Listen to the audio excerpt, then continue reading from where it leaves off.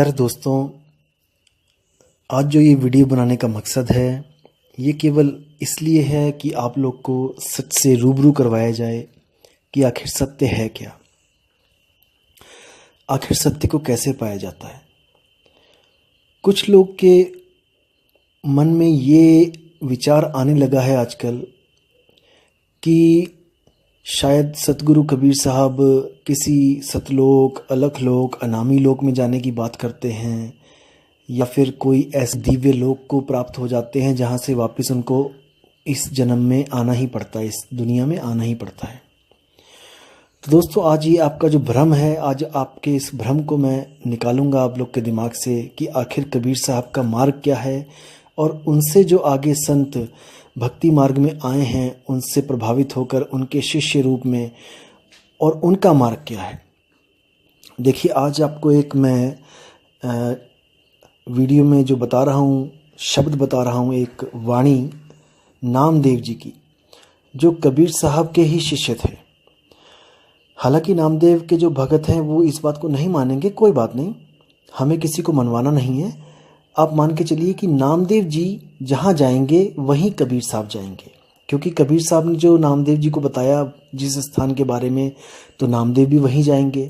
अगर नामदेव जी कहीं और जा रहे हैं, इसका मतलब कि भाई उन दोनों का कोई गुरु चेले का रिश्ता नहीं है। तो आखिर नामदेव जी ने क्या बोला, देखते हैं सतलोक के बारे में क्या बोला। जो कबीर साहब का सतलोक, जो लोग कहते हैं कि कबीर साहब सतलोक चले जाते हैं, वहाँ से लाखों करोड़ों अरबों खरबों साल के बाद फिर वापस आना पड़ता है। देखिए, उनकी मूर्खता का कोई अंदाज़ा नहीं लगा सकता इस वाणी को समझने के बाद, लेकिन आपको इस वाणी को समझना पड़ेगा, वाणी कह क्या रही है। तो देखिए दोस्तों, वाणी क्या कहती है।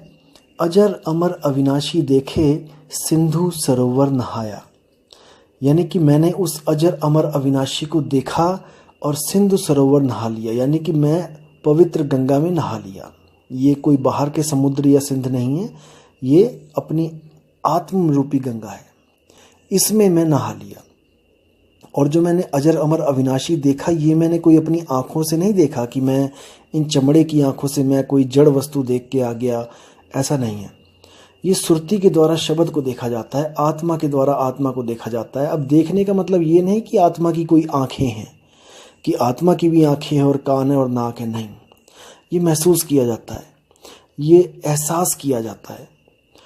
आगे क्या कहते हैं, शब्द ही शब्द भया उजियारा सतगुरु भेद बताया, यानी शब्द ही शब्द भया उजियारा, यानी कि शब्द के अलावा और कुछ रहा ही नहीं। जैसे कितना ही अंधकार क्यों ना हो, जब आप प्रकाश जब वहाँ पे आ जाता है तो प्रकाश के अलावा वहाँ कुछ नहीं होता। इसी तरह कह रहे हैं कि शब्द ही शब्द भया उजियारा, यानी कि अब मन और माया खत्म हो गई। शब्द ही शब्द भया उजियारा सतगुरु भेद बताया, जो मुझे सतगुरु मिला उसने मुझे इसका भेद बताया कि मुझे कैसे शब्द प्राप्त हो सकता है, उसका मुझे भेद बताया गया। भेद यानी एक रहस्य बताया जाएगा आपको। आपको कोई नाम नहीं जपवाया जाएगा, कोई ओम कलियम हरियम श्रीयम सोहम, जय श्री राम, जय हनुमान, जय कृष्ण, कबीर कबीर कबीर, ऐसा कुछ नहीं जपवाया जाएगा। अब क्या कहते हैं, अपने को आपे में पाया, ना कहीं गया ना आया। देखिए कितनी सुंदर वाणी है, आप अंदाजा भी नहीं लगा सकते इन नादान लोगों की जो सोचते हैं कि कबीर साहब सतलोक, अलखलोक, आगामी लोग जाते हैं और अपने चेलों को भी ले जाते हैं वहां पे। अब नामदेव जी उनके शिष्य हैं, लेकिन वो क्या कह रहे हैं, ना कहीं गया ना आया, अपने को अपने में पाया। अब इसका क्या मतलब है कि जो सतगुरु कबीर साहब जो ज्ञान देते हैं, जो नाम दान देते हैं, जो आत्म स्वरूप का ज्ञान देते हैं, उसको पाने के लिए आपको कहीं जाना नहीं पड़ता कि आप उसको सतलोक में जाओगे तब आपको मिलेगा। आपको घर में बैठे बैठे ही वो आत्म स्वरूप प्राप्त होगा, क्योंकि वो आपका ही स्वरूप है। अपने आप को प्राप्त करने के लिए आपको सतलोक नहीं जाना पड़ेगा। आप यहाँ पे भी हो, आप सतलोक में भी हो, आप कहीं भी हो, आपको वो आत्मज्ञान बैठे बैठे वहीं मिलेगा। लेकिन जैसे आपको पता है कि एक बार ये देह छूट जाए, स्थूल देह छूट जाए, तो फिर गुरु करना आसान नहीं होता। गुरु मिलना आसान नहीं होता। इसीलिए इस स्थूल देह की ही प्राथमिकता है कि इसी स्थूल देह में आप किसी न किसी गुरु को, जो आपको सतगुरु के लक्षण दिखें, आप उसको तत्काल गुरु धारण करें और भक्ति में अग्रसर हो जाएं। अब आप क्या कहते हैं, ज्यों कामिनी कंठ का हीरा आभूषण विसराया, संग की सहेली भेद बताया, जीव का भरम नशाया। अब कह रहे हैं ज्यों कामिनी कंठ का हीरा, जैसे किसी औरत के कंठ यानी कि गले का जो हीरा है, आभूषण विसराया, उसने गले में ही पहन रखा है लेकिन वो भूल गई पहन के, और वो जल्दबाजी में अब ढूंढ रही है कि मेरा हीरा गया तो गया कहाँ। जैसे दोस्तों हमारे साथ भी ऐसा होता है, कई बार हमारी जेब में चाबी होती है और हम लोग जेब ना देखने के कारण हम लोग इधर उधर भटकने लग जाते हैं कि वो चाबी कहाँ है, और अंत में जब हम जेब में हाथ डालते हैं तो हमें अपनी मूर्खता पे हंसी भी आती है।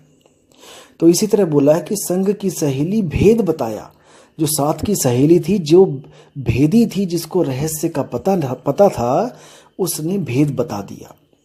अब उसने कोई मंत्र नहीं दिया, कोई जाप नहीं दिया उसको जपने के लिए कि उसको जपेगी तो वो कंठ का हीरा उसको मिलेगा, नहीं, वो उसके गले में ही है और उसका केवल उसको भेद बताया गया। संग की सहेली भेद बताया, जीव का भरम नशाया, जैसे मृग नाभि कस्तूरी बन बन ढोलत धाया। देखो कितना सुंदर उदाहरण है।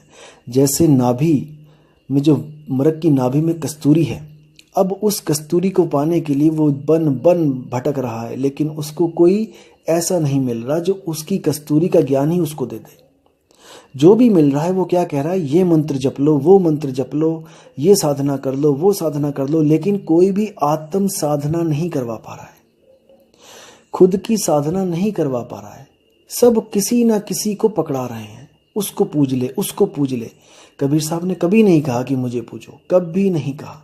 कबीर साहब ने क्या कहा, मुख से कहे कबीर कबीर तो न कटे काल की पीर, नाम हमारा सब जग लेता, भेद हमारा कोई न कहता, मेरा भेद पावेगा सोई, जाका सतगुरु पूरा होई।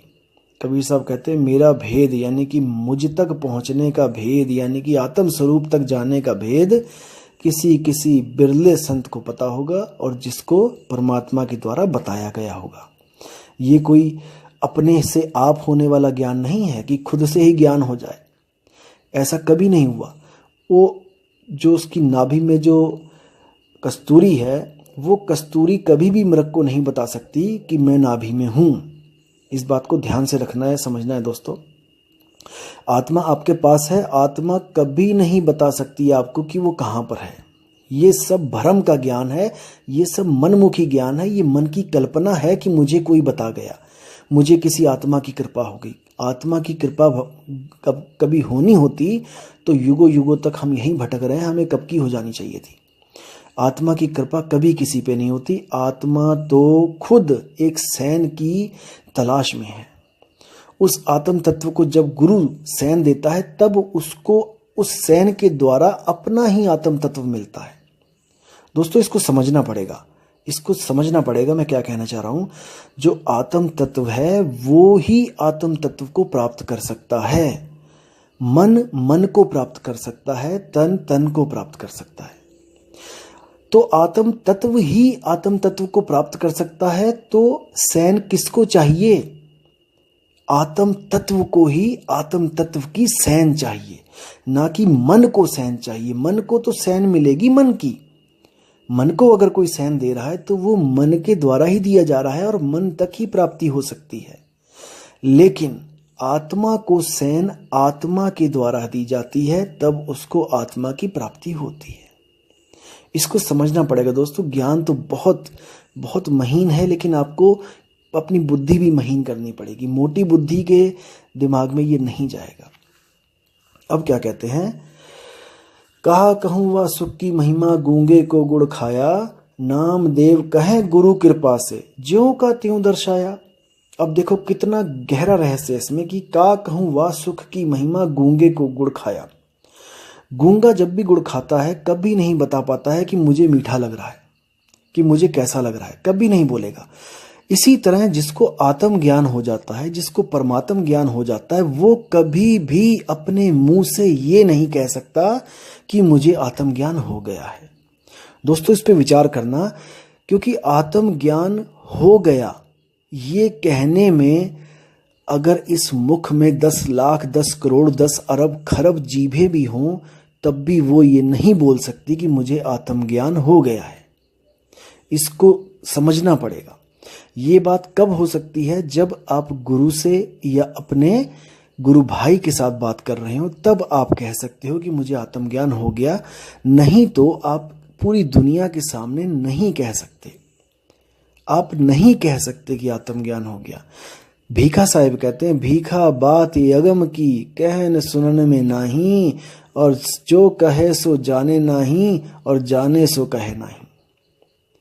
अब इतना प्यारा शब्द है कि जो जानता है वो कहता नहीं है, और जो कहता है वो जानता नहीं है। आगे क्या कहते हैं? नाम देव कहें गुरु कृपा से, ज्यों का त्यों दर्शाया। यानी कि ऐसा मुझे बताया जैसा वो है, उसमें कोई लाग लपेट नहीं करी। जैसे कोई कहे कि आत्मा एक है, तेरी भी एक है, मेरी भी एक है, ये मूर्खता है। कबीर साहब कहते हैं, एक कहूं तो है नहीं। अगर कोई कहता है कि आत्मा एक ही है सबकी, तो कबीर साहब कहते हैं नहीं, वो एक नहीं है। एक कहूं तो है नहीं, और दो कहूं तो गाली। मतलब अब कोई कहता है कि अच्छा, यानी आत्मा एक नहीं है, यानी उससे भी बड़ी बड़ी बड़ी कोई एक और आत्मा है जो परमात्मा है, उसको बड़ी कर देते हैं कि उससे भी बड़ा। यानी कि एक अगर 1 किलो की आत्मा है तो वो 50 किलो का होगा। यही मूर्खता है दोस्तों, यही मूर्खता है। कबीर साहब कहते हैं, एक कहो तो हूं नहीं, और दो कहो तो गाली, और जैसा हूं तैसा कहूं, कहें कबीर विचारी। वो परमात्मा जैसा है उसको वैसा ही बताने वाला कोई संत मिल जाए तो सारे पर्दे खुल जाते हैं। लेकिन दोस्तों, इस वीडियो में आपको ये नहीं बताऊंगा मैं कि वो कैसा है। इसके लिए मैं अगली वीडियो बनाऊंगा। आप ध्यान से, लगन से सुनना। ये सत्य ज्ञान है, ये असत्य की पोल खोलने के लिए बनाया जा रहा है, असत्य ज्ञान की धज्जियां उड़ाने के लिए बनाया जा रहा है। इसलिए दोस्तों, आपने हर बात पे विचार करना है, बिना सोचे समझे किसी के पीछे नहीं लग जाना है। आप अपने आत्मा के मालिक हो, आप अपनी आत्मा के मालिक हो। आपने अपनी आत्मा के साथ पक्षपात नहीं करना है, आपने अपनी आत्मा का पूरा साथ देना है। क्योंकि दोस्तों, युगों युगों, जन्मों जन्मों, अरबों खरबों, कल्पों युगों से हम यहीं भटक रहे हैं, और हम अब इस भटकना को खत्म करेंगे। कैसे करेंगे? परख के द्वारा। हम परखेंगे कि क्या सच है और क्या झूठ है। कबीर साहब कहते हैं, दुनिया में बहुत से गुरु हैं, गुरु गुरु में भेद है, गुरु गुरु में भाव, सोई गुरु नित बंदिए, जो शब्द बतावे दाओ। जो गुरु आपको सच्चे शब्द के साथ जोड़ देता है, जो शब्द बोलने लिखने पढ़ने में नहीं आता, वो किसी भाषा का गुलाम नहीं है, वो किसी अक्षरों का गुलाम नहीं है। कबीर साहब गुरु ग्रंथ साहब में 340 पेज नंबर पर साफ साफ वाणी में बोलते हैं कि 52 आखर लोक त्रय सब कुछ इन्हीं माही, ये आखर खिर जाएंगे वो आखर इनमें नाही। यानी कि 52 अक्षर, यानी कि हिंदी, पंजाबी, उर्दू, फारसी जितने भी अक्षर हैं, ये सब 52 अक्षरों के अंतर्गत आ जाते हैं। इन अक्षरों से अगर कोई भी गुरु आपको नाम दान दे रहा है तो 52 आखर लोक त्रय, वो इस 3 लोक का गुरु है।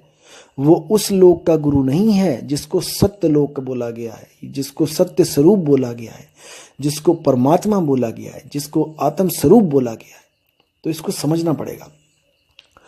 52 आखर लोक त्रय सब कुछ ही नहीं माही, ये आखर खिरी जाएंगे, ये अंत में अक्षर खिर जाएंगे, खत्म हो जाएंगे, वो आखर इनमें नाही। जैसे आपने एक मकान बनाया ईंटों का और अंत में ईंटें टूट जाएंगी, तो तुम्हारा मकान ईंटों का ही तो बना है। जब ईंटें ही टूट गई तो मकान कहाँ से रहा? तुम्हारी भक्ति उन अक्षरों के ऊपर टिकी है, जब अक्षर ही खत्म हो जाएंगे तो भक्ति कहाँ टिकेगी? इसलिए दोस्तों, समझना पड़ेगा, विचार करना पड़ेगा और सत्य असत्य की परख करनी पड़ेगी। तो इसी के साथ दोस्तों, ये वीडियो मैं यहीं समाप्त करता हूँ और अगली वीडियो आपको बहुत ही जल्दी आपके पास होगी। साहिब बंदगी, सतनाम, जय गुरु वैराग साहिब, जय गुरु मदन साहिब, जय जय गुरु सतगुरु कबीर साहिब। साहिब बंदगी। प्यारे दोस्तों,